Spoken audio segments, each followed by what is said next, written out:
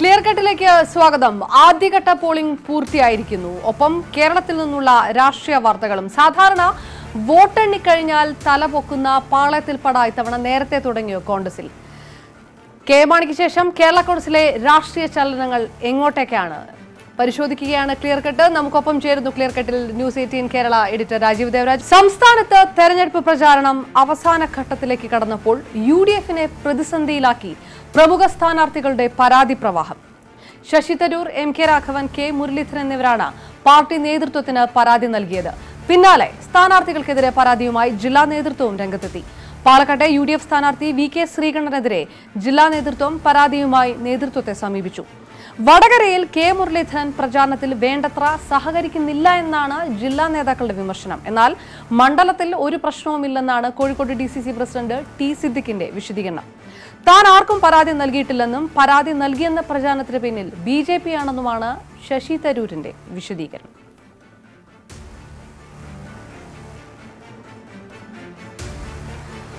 രാജീവ്, സാധാരണ UDF ക്യാമ്പുകളിൽ വോട്ടെണ്ണിക്കഴിഞ്ഞ് ഇലക്ഷന് ശേഷം വരുന്ന പരാതികളാണ്. ഇത് ആദ്യമായിട്ടല്ല. പക്ഷെ ഇത് നേരത്തെ തന്നെ പ്രചാരണം അവസാന ഘട്ടത്തിലേക്ക് കടക്കുമ്പോൾ തന്നെ ഇങ്ങനെ ഒരു പരാതിയിലേക്ക് കാര്യങ്ങൾ പോകുന്നു.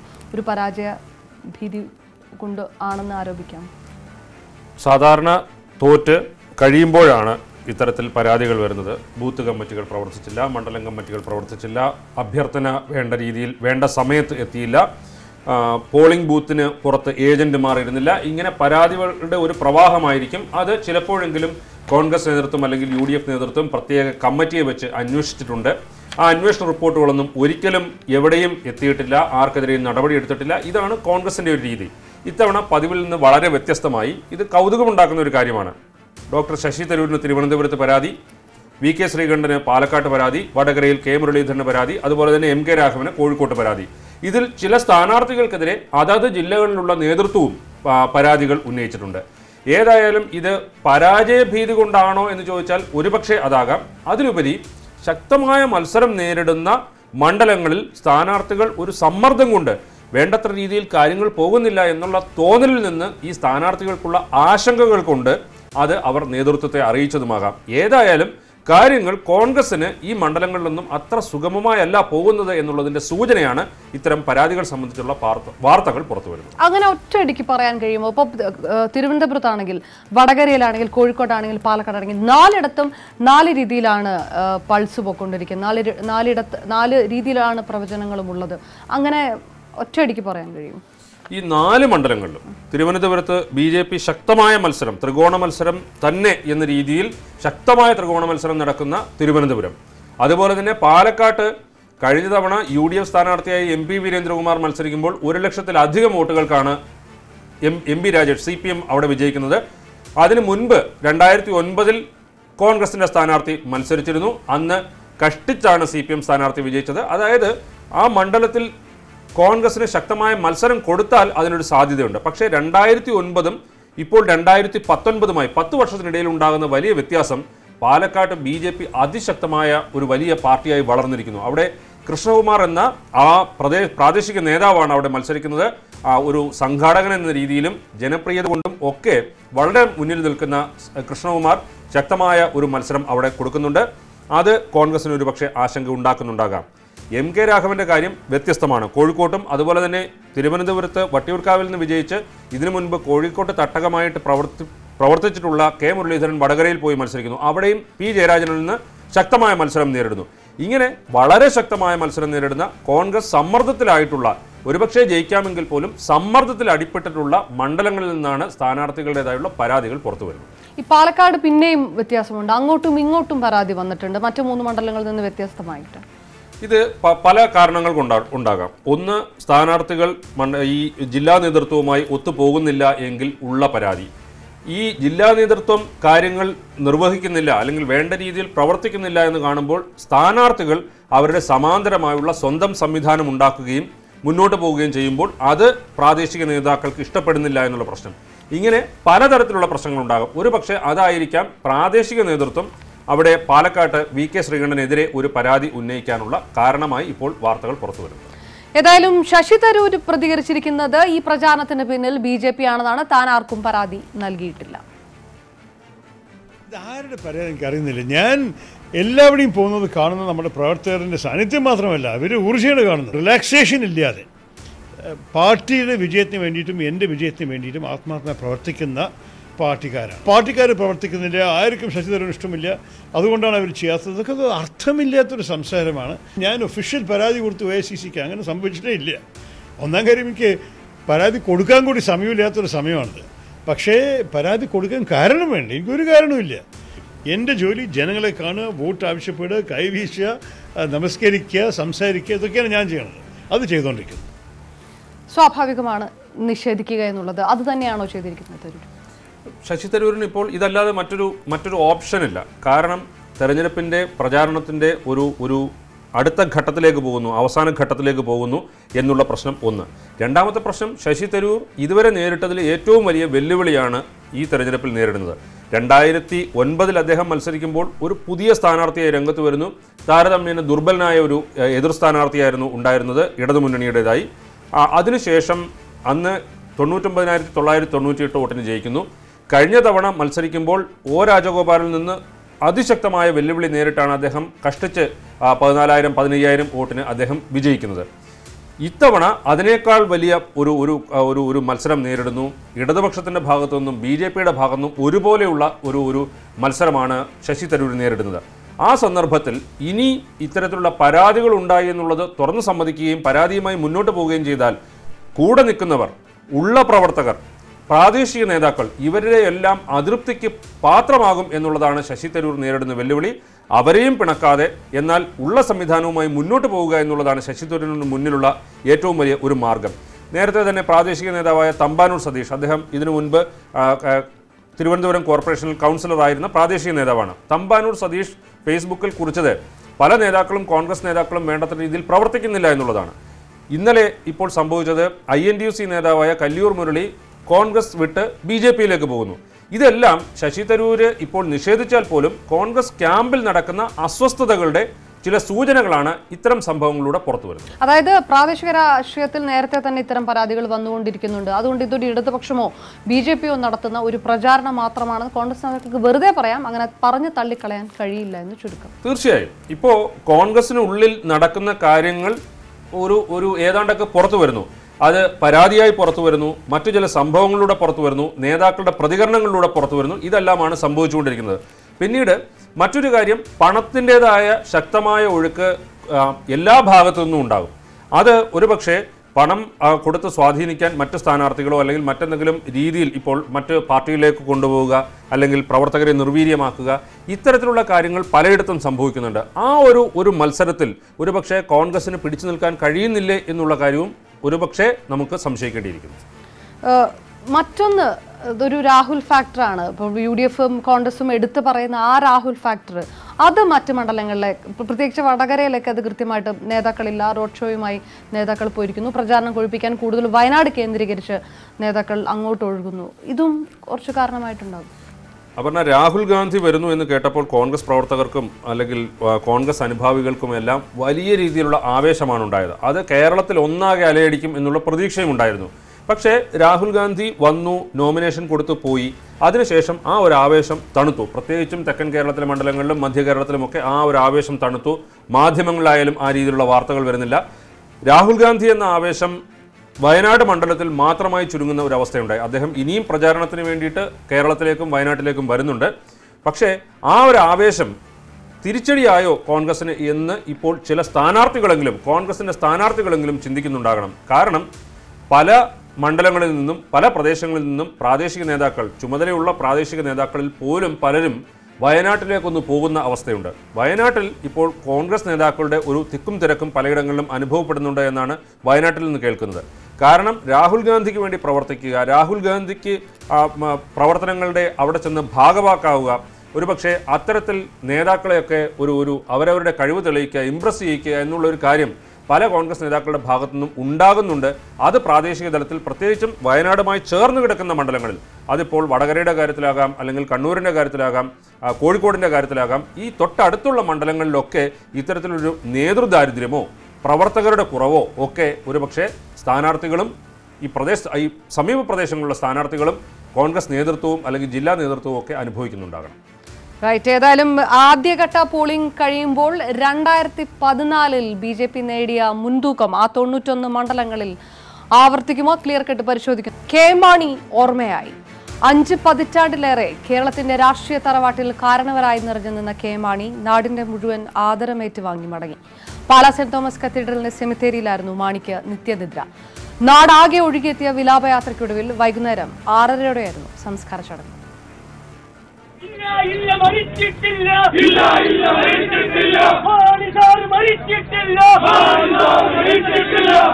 ഞങ്ങൾ ചൊരിയും ജോലിയിലൂടെ ഞങ്ങളുടെ ഉയരും ജീവനിലൂടെ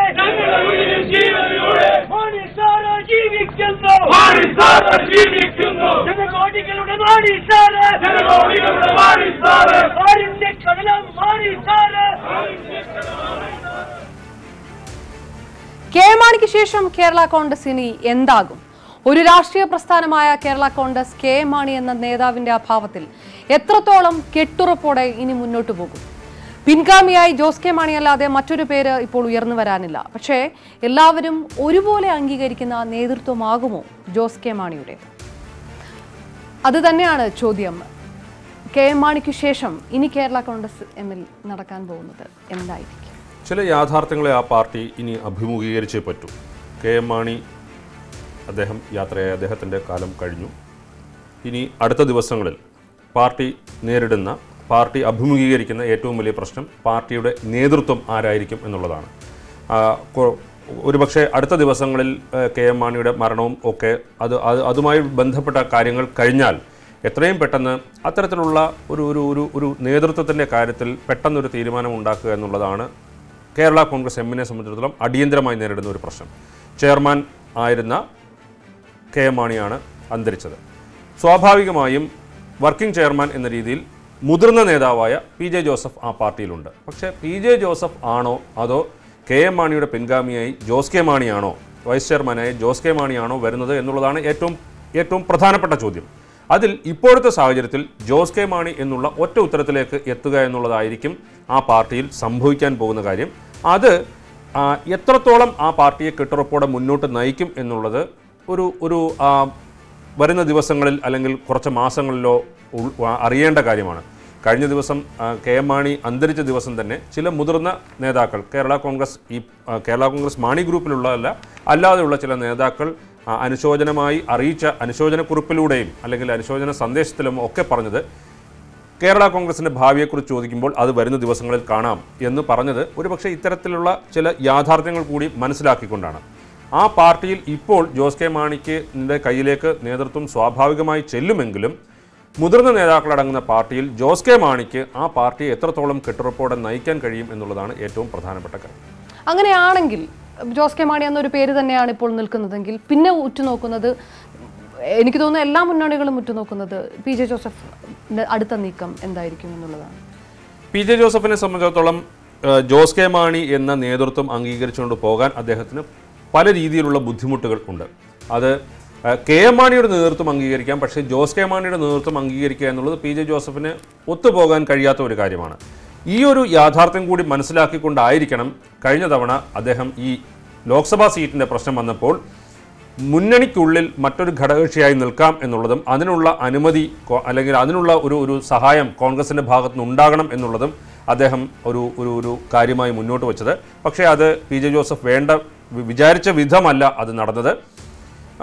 ഒരു മുന്നണിക്കുള്ളിൽ പ്രത്യേക പാർട്ടിയായി നിൽക്കുക, PJ ജോസഫ് വിഭാഗം മാറി ഒരു ഭാഗമാകുക എന്നുള്ളത് അത് ഇനിയായാലും അത്ര പെട്ടെന്ന് നടക്കുന്ന ഒരു കാര്യമായിരിക്കില്ല. അങ്ങനെ മാറിക്കഴിഞ്ഞാൽ സ്വാഭാവികമായിട്ടും കേരള കോൺഗ്രസിൻ്റെ കരുത്ത് 2 MLA-മാരിൽ കുറവുണ്ടാകും.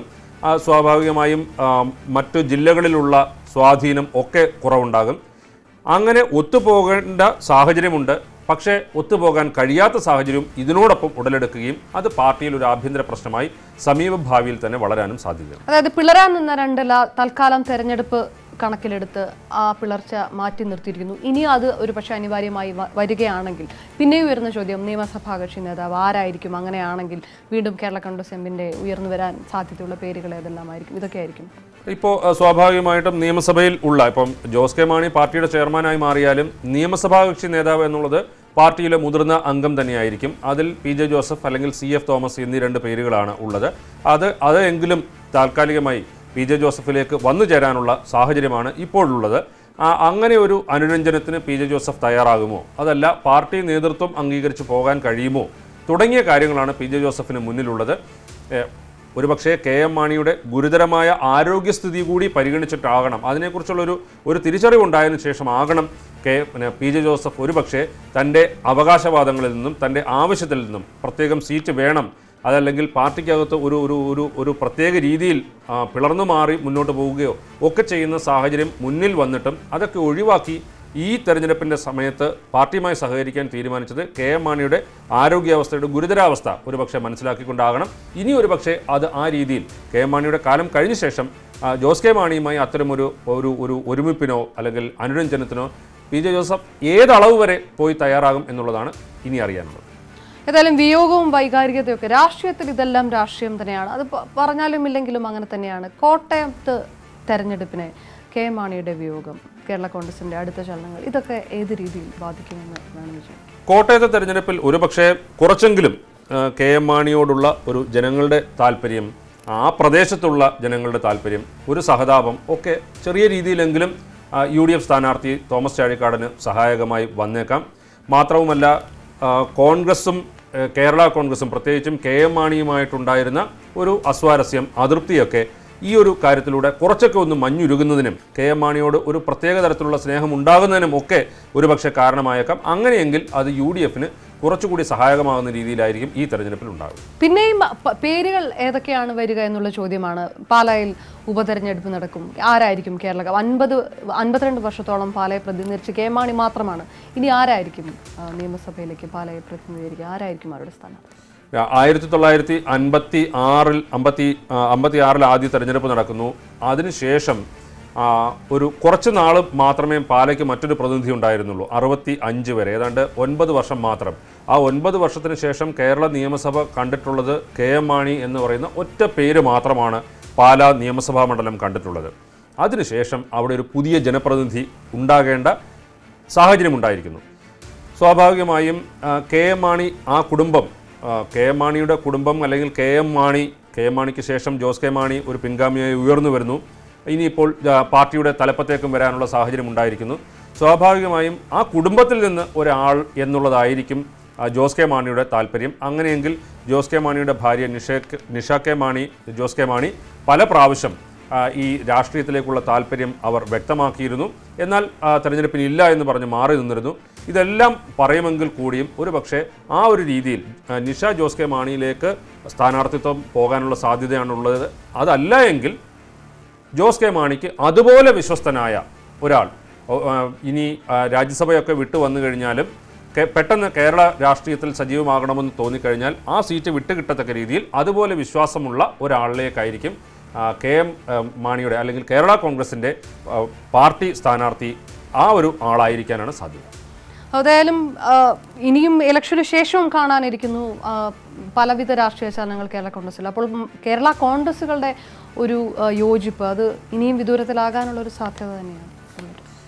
പലപ്പോഴും കേരള കോൺഗ്രസിൻ്റെ ചില യോഗങ്ങളിൽ, അനുസ്മരണ യോഗങ്ങളിൽ, KM ജോർജ് അനുസ്മരണം തുടങ്ങിയ യോഗങ്ങളിലൊക്കെ ഇവർ ആവർത്തിച്ച് നേതാക്കൾ പറയുന്ന ഒരു കാര്യമാണ് കേരള കോൺഗ്രസുകളുടെ യോജിപ്പ്. അത് ആ യോഗത്തിൻ്റെ അപ്പുറം, ആ യോഗത്തിൻ്റെ മൈക്ക് ഓഫ് ചെയ്ത് കഴിഞ്ഞാൽ അതിനപ്പുറം ഇത്തരത്തിലുള്ള ഒരു ചർച്ചയും നടക്കുന്നില്ല. ഇത് ചില നേതാക്കൾ പറയുന്നു എന്നുള്ളതല്ലാതെ കേരള കോൺഗ്രസുകളുടെ യോജിപ്പ് എന്നുള്ളത് സമീപ ഭാവിയിലോ അല്ലെങ്കിൽ ഒരുപക്ഷെ നടക്കാത്ത ഒരു കാര്യമായിരിക്കും. ഇതിനിടയിൽ പലപ്പോഴായി പിളർന്ന് പുതിയ കേരള കോൺഗ്രസുകൾ ഉണ്ടാകുന്നു. ഇപ്പോൾ LDFൽ കേരള കോൺഗ്രസ് ഉണ്ട്, UDFൽ കേരള കോൺഗ്രസ് ഉണ്ട്, അതുപോലെ തന്നെ NDAയിലും കേരള കോൺഗ്രസ് ഉണ്ട്. അത്തരമൊരു യോജിപ്പോ അല്ലെങ്കിൽ കേരള കോൺഗ്രസുകളുടെ ഒരു ഒന്നുചേരലോ ഒരിക്കലും നടക്കാത്ത കാര്യമായിട്ടായിരിക്കും മുന്നോട്ട് പോവുക. ഏതായാലും രാജ്യം ലോക്സഭാ തെരഞ്ഞെടുപ്പിൽ ഇന്ന് ആദ്യഘട്ട വിധി എഴുതി കഴിഞ്ഞിരിക്കുന്നു. 18 സംസ്ഥാനങ്ങളിലെയും 2 കേന്ദ്ര ഭരണ പ്രദേശങ്ങളിലെയും 91 മണ്ഡലങ്ങളിലേക്കാണ് വിധി എഴുതിയത്. 4 സംസ്ഥാന നിയമസഭകളിലേക്കുള്ള വോട്ടെടുപ്പ് നടന്നു. ഭേദപ്പെട്ട പോളിംഗ് രേഖപ്പെടുത്തി. കേന്ദ്രമന്ത്രിമാരായ നിതിൻ ഗഡ്കരി, VK സിംഗ്, കിരൺ റിജിജു, മഹേഷ് ശർമ്മ, ഉത്തരാഖണ്ഡ് മുൻ മുഖ്യമന്ത്രി ഹരീഷ് റാവത്ത്, തെലങ്കാന മുഖ്യമന്ത്രി K. ചന്ദ്രശേഖര റാവുവിന്റെ മകൾ കവിത റാവു, കേന്ദ്രമന്ത്രി രാംവിലാസ് പാസ്വാന്റെ മകൻ ചിരാഗ് പാസ്വാൻ, അസാസുദ്ദീൻ ഒവൈസി എന്നീ പ്രമുഖർ ഇന്ന് ജനവിധി തേടി. വോട്ടെടുപ്പുമായി ബന്ധപ്പെട്ട് വിവിധയിടങ്ങളിൽ വ്യാപക ആക്രമണങ്ങളും അരങ്ങേറി. സംഘർഷത്തിൽ 2 പേർ മരിച്ചു. ഗുണ്ടകലിൽ വോട്ടിംഗ് യന്ത്രം തകർത്ത ജനസേന പാർട്ടി സ്ഥാനാർത്ഥി മധുസൂദൻ ഗുപ്തയെ പോലീസ് അറസ്റ്റ് ചെയ്തു. വോട്ടിംഗ് യന്ത്രങ്ങൾ തകരാറിലായ ബൂത്തുകളിൽ റീപോളിംഗ് നടത്തണമെന്ന് TDP ആവശ്യപ്പെട്ടു. മാവോയിസ്റ്റ് ഭീഷണിയെ തുടർന്ന് ഒഡീഷയിൽ 15 ബൂത്തുകളിൽ ആരും വോട്ട് ചെയ്യാൻ എത്തിയില്ല.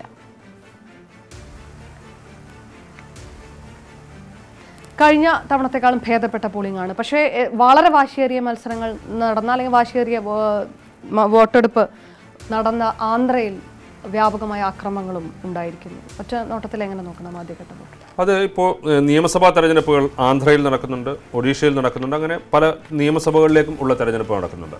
അതിൽ ആന്ധ്ര നിയമസഭയിലേക്ക് കടുത്ത വാശിയേറിയ പോരാട്ടമാണ് നടക്കുന്നത്. അതിൽ TDPയും ചന്ദ്രബാബു നായിഡു നയിക്കുന്ന TDPയും ജഗൻമോഹൻ YSR കോൺഗ്രസിൻ്റെ ജഗൻമോഹൻ്റെ YSR കോൺഗ്രസുമാണ് അതിശക്തമായ മത്സരം അല്ലെങ്കിൽ അത്ര ശക്തമായ മത്സരമാണ് ഇവർ തമ്മിൽ നടക്കുന്നത്. അതിൻ്റെ ഒരു ആവേശവും അല്ലെങ്കിൽ അതിൽ അണികൾ തമ്മിലുണ്ടാകുന്ന സംഘർഷവും ഒരുപക്ഷെ രാഷ്ട്രീയ പാർട്ടികൾക്ക് തെരഞ്ഞെടുപ്പ് ഉദ്യോഗസ്ഥരോടുള്ള ദേഷ്യം തീർക്കലും ഒക്കെയാണ് ഈ അക്രമമായി കൂടുതലും അരങ്ങേറിയത്. അല്ലെങ്കിൽ പോലീസിന് നടപടിയിലേക്ക് പോവുക, ലാത്തിച്ചാർജ് ചെയ്യുക, ആകാശത്തേക്ക് വെടിവെക്കുക, ഇങ്ങനെയുള്ള പല നടപടികളിലേക്ക് പോലീസിനും സുരക്ഷാ സൈനികർക്കും ഒക്കെ പോകേണ്ട സാഹചര്യം ഉണ്ടായി. ഇത് ആന്ധ്ര കേന്ദ്രീകരിച്ചാണ് പ്രധാനമായും ഉണ്ടായിരിക്കുന്നത്. അത് നിയമസഭാ തെരഞ്ഞെടുപ്പിൻ്റെ ഒരു ആവേശമാണ്. അതിനപ്പുറവും ചില സംഘർഷങ്ങൾ ഉണ്ടായിട്ടുണ്ട്. ഏതായാലും ലോകത്തിലെ ഏറ്റവും വലിയ ജനാധിപത്യ രാജ്യത്തിലെ തെരഞ്ഞെടുപ്പ് പ്രക്രിയയ്ക്ക് തുടക്കമായപ്പോൾ അത് ഇത്ര വലിയ ഒരു സംഘർഷത്തിലേക്ക് പോകുമെന്ന് പ്രതീക്ഷിച്ചിരുന്നില്ല. അതിൽ ഏറ്റവും പ്രധാനമായി ഉണ്ടായത് ആന്ധ്ര നിയമസഭയിലെ തെരഞ്ഞെടുപ്പിനുള്ള വാശിയും വീറും വാശിയുമാണ് ഇത്തരത്തിലുള്ള അധികം അക്രമ സംഭവങ്ങളിലേക്ക് പോകാനുള്ള കാരണം. 2014 BJPക്ക് ഏറെ മുൻതൂക്കം കിട്ടിയ മണ്ഡലങ്ങളിലേക്ക് അവിടെ തന്നെ നടന്ന തെരഞ്ഞെടുപ്പ്. പക്ഷേ സഖ്യങ്ങൾ മാറിയിരിക്കുന്നു, സമവാക്യങ്ങൾ മാറിയിരിക്കുന്നു. ഇത് ആവർത്തിക്കാൻ BJPക്ക് കഴിയുമെന്ന് ഒറ്റ നോട്ടത്തിൽ പറയാം. BJPക്ക് കഴിഞ്ഞ 91 മണ്ഡലങ്ങളിലാണ്, ലോക്സഭാ മണ്ഡലങ്ങളിലാണ് ഇപ്പോൾ തെരഞ്ഞെടുപ്പ് ആദ്യഘട്ടത്തിൽ നടന്നത്. ആദ്യഘട്ടത്തിൽ നടന്നപ്പോൾ കഴിഞ്ഞ തവണ 2014 ഏതാണ്ട് 55 സീറ്റുകൾ, കൃത്യമായി പറഞ്ഞാൽ 55 സീറ്റുകളാണ് അവർക്ക് കിട്ടിയത്. അതിന് മുൻപ് നടന്ന തെരഞ്ഞെടുപ്പിനേക്കാൾ 2009 നടന്ന തെരഞ്ഞെടുപ്പിനേക്കാൾ 48 സീറ്റുകൾ. 2009 വെറും 7 സീറ്റ്, 2014 അത് 55 സീറ്റായി. പ്രധാനമായും അവർക്ക് BJPക്ക് ഉത്തരാഖണ്ഡ്, അതുപോലെ തന്നെ പശ്ചിമ UP, ഇപ്പോൾ തെരഞ്ഞെടുപ്പ് നടന്ന പശ്ചിമ UPയിലെ 8 സീറ്റുകളിലാണ് ഇപ്പോൾ തെരഞ്ഞെടുപ്പ് നടന്നത്. ആ 8 സീറ്റുകളും വിജയിച്ചത് കഴിഞ്ഞ തവണ BJPയാണ്. അതിന് മുൻപത്തെ തെരഞ്ഞെടുപ്പിൽ BJPക്ക് അത്ര വലിയ നേട്ടം ഉണ്ടായിരുന്നില്ല. ഇങ്ങനെ എടുത്തു നോക്കിക്കഴിഞ്ഞു കഴിഞ്ഞാൽ പല മണ്ഡലങ്ങളിലും ഛത്തീസ്ഗഡിൽ നടന്ന ബസ്തർ മണ്ഡലത്തിൽ ഇപ്പോൾ തെരഞ്ഞെടുപ്പ് നടന്നിട്ടുണ്ട്. ബസ്തറിൽ വിജയിച്ചത് BJPയാണ്. ഇങ്ങനെ പല മണ്ഡലങ്ങളിലും 2014 BJP പല സംസ്ഥാനങ്ങളിലും വലിയ ഒരു നേട്ടമുണ്ടാക്കി. ആ നേട്ടം ഇത്തവണ നിലനിർത്താൻ കഴിയുമോ ഇല്ലയോ എന്നുള്ളതാണ് ഏറ്റവും പ്രധാനപ്പെട്ട കാര്യം.